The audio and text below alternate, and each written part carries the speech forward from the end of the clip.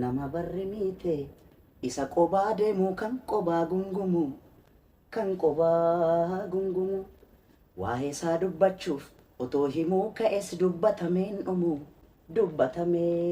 dhumu dubbii dhiisee mixii wal qabattee laga ceetu laalee. Akkam jirtu fayyaa keessanii nagaa keessanii nageenyi faraarri waaqayyoo isiniif haa baay'atu. Waan tokko darbanii waan hin darbine fakkaatanii waan nama dhibbisu argitanii beektu. Haalli narra keessa jiru buru akkas miti. Haalli nan keessa kaleessa ture har'a akkasii miti. Haalli hundumtuyyuu hin darba. Hin dhufas, hin darbas, hin deemas. Waan hundumtuu hin darba. Waan hin dabarre tokko beektu jechoota namni saniin jedhu. Jechoota namni sanitti darbatu. Jechoota madaan fayyine namatti dhufu beektu. Wantoota kana irra darbamuun hin danda'amu. Wanta baay'ee irra darbama. Ani xiqqummaa kootiyyuu kaasee nama qormaataan guddattedha. Haati eebbaa akkamitti guddattee akkamitti as geessee maalidha yoo jettan harki waaqayyoo na baatee harki waaqayyoo na tiksee harki waaqayyoo irratti ulfaateeti iddoo kana ani hin gahe malee nama nas ga'u miti. Nama nas ga'es immoo faana haasa'us miti. Yeroo tokko haalli jireenyaa haalonni tokko waan abdii nama kutachiisu hedduutu jiru. Haalota keessatti an nama gargaarii nama dabarsu waaqayyo qofadha. Waaqayyo haalota hunda keessattuu nama dabarsa. Dabarsees nama galataa nama godha. Waan anan hin yaallee jiru. Jireenya foonis injifachuuf jedhee waan anan hin yaallee jiru. Waan anan hin goone hin jiru. Nan yaala, nan tattaafadha, harka kennuun barbaadu. Keessattuu maal akka nama dhukkubsu beektu? Ijoolleen keessan waan barbaaddu naa godhi jettanii jettee gaafa gochuuf dadhabdan. Ijoolleen keessan kana naaf godhaa jettanii gaafa gochuuf dadhabdan haalota hedduutu namatti cima. Haalota hedduu jechuudha waan hedduu akka ilaallamu. Namni gaafa akkasitti na ilaalu keessattuu naannoo nan jiraadhu kanatti jechuudha. Waanan baay'ee qabu, waanan qabeenya qabu, waan narraa hafee jiraadhu tokkotti itti fakkaata. Haadholiin akka hibbaas hin dhufu na bira. Waanuma nani qabaadhee irraa hafaa jiraadhu itti fakkaata. Na gajjallaa mana koo gajjallaa jechuudha. Mana keenya isaa ammuma keessa jiraadhu kana gajjallaa kaaffeetu jira.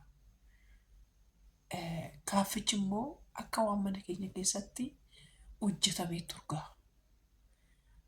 Namoonni gaafa mana koo dhufuun ani gaafan wayii yeroo waan tokko kennuuf akkanan waan dhooseefaatti warrootni fudhatan jiru. Maaliif hojjetan manichi mana kana keessaa urgaa. Kaaffeedha mana fooniti shaklaa tibsii maal kun moora kun dhufee qixxim jedhee waan mana kana keessatti hojjetametti fakkaata. Innis hin darbamaa miti jedhee darbee jira. Amma garuu maafan akkasiniin jechuu barbaade seetan hin ta'a jedheen akkuma nama mucoon tokko jirti. Maqaa ishiillee qabachuu baadhee asuma irratti miidiyaa kanarratti suuqiin jalqabe irratti mi'a chiipsii naa bittee turte jechuun qarshiisaa naaf ergitee turte. Innis hin jira jechuudha. Inni jira jechuun jira mi'i chiipsichaas maaliinis jira. Mi'in suuqidhaa bite hundiyyuu jira. Garuu suuqichi hin taane nama dadhabbii keessan keessatti sanitti dhufee nama shanii walitti nu gurmeessanii shanan keenya iyyuu walii galuu dadhabdee hin bittine.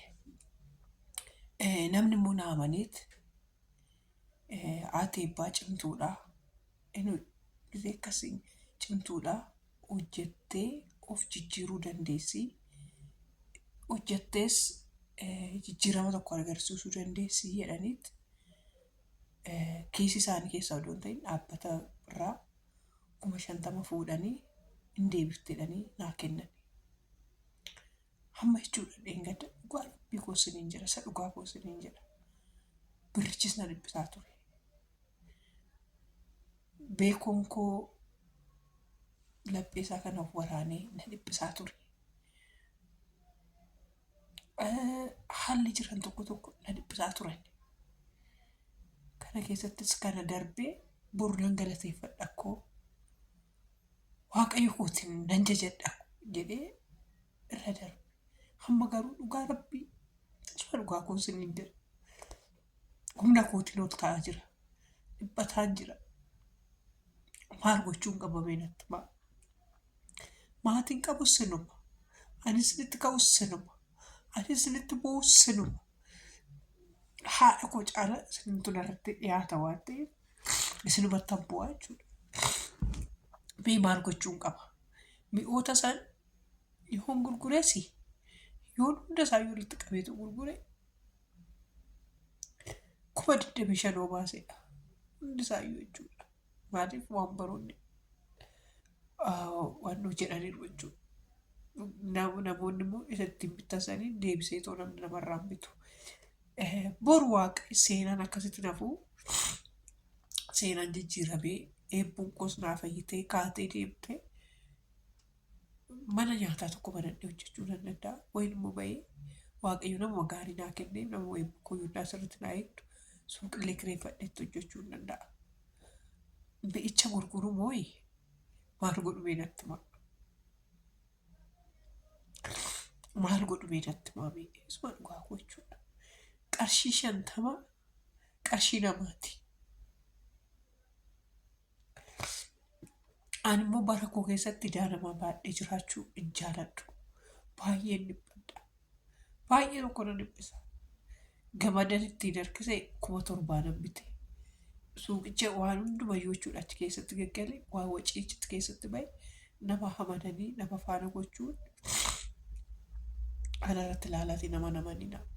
Isa dhugaa nama namanina. Namni eebbuu irratti namni nama akkasitti namarratti gateetu bittinsu. Kanaaf maal harka gochuu qabu meedatti maa? Dhugaa rabbii 50,000 kun har'a baay'attee miti. Bor miiliyoonara ta'uu hin danda'a. Biidoon kunnoof fannoo ta'uu danda'a. Ragaa ta'uu danda'a.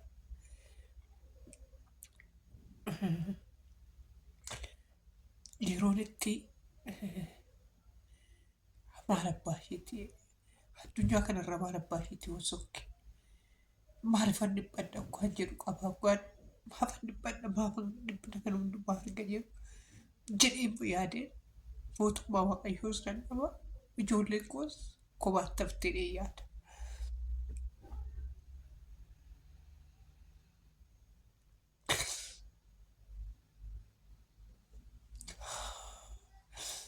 Isuma dhugaa koo sirii jedha. Abbaan manaa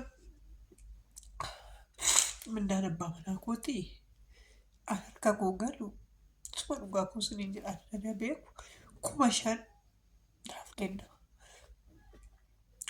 Dubartiin tokko dhaabbiidhaan 6 guutteetti Ameerikaa irraa 3,300 naa gashiti. Walumaa galatti xaafii dabalatee waan hundumaa dabalatee 8,000 jechuudha. Kanan beekaan jireenya koo keessatti ijoolleen koo kana naa bitii kana naaf godhi gaafatti gaafa hin qabu jedhu amma bakka nama dhukkubu isa dhugaa rabbii amma bakka nama dhukkubu natu beeka yaalira dhugaa isa dhugaa koosanii jira yaalira yuutuubii koollee naa guddisaa yuutuub irraallee galii argadhanii jechaa akkeenya Oromoon waliif hin ilaalu waliif nama guddisu isuma dhugaa koosanii jira maal akka godhu beeku haala kanaan dhugaa rabbii maal akka godhu beeku kanaafi